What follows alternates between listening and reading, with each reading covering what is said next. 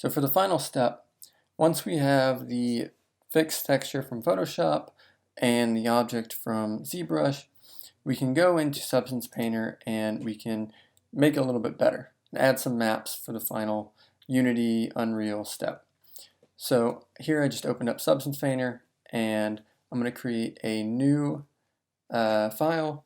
I'm going to import the selected mesh that I had created, the OBJ file, and then I'm also going to bring in the texture map and the normal map that I had created from ZBrush and from Photoshop.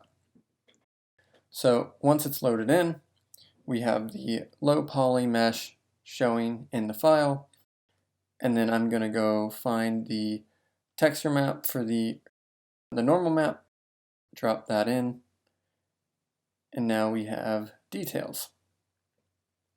And so if I were to take it off, then you wouldn't see those details anymore. But I'm going to put them in for now because we're going to build up on this normal map. So I'm going to create a new layer and I'm going to drop in the texture into the new layer.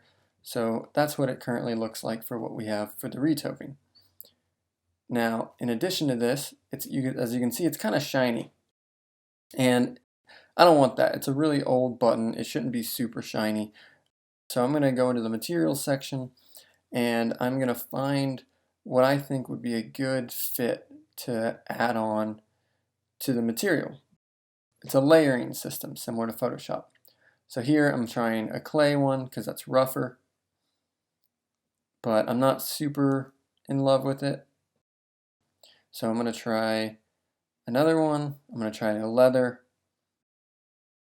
Rough leather can also be fairly good for dirt.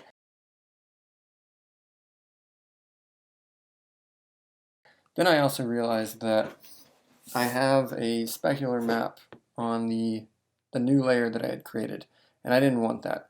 So I'm going to go up to the texture, and I'm going to get rid of all the unnecessary materials. And now, as you can see, it's much rougher.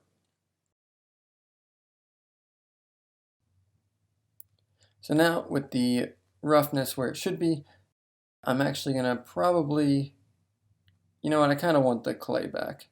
I don't really want the rough leather. I like how the clay looks with a slight bit of specular and grunge.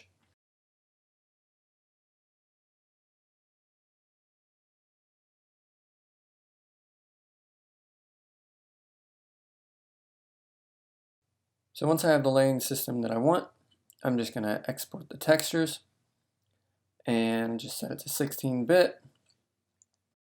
And I usually use AI standard for Arnold 5 because that has some good map settings. I'm going to bump it up to a 4K maps and change my location to my download section for where the maps will be created. And then I'll just export them.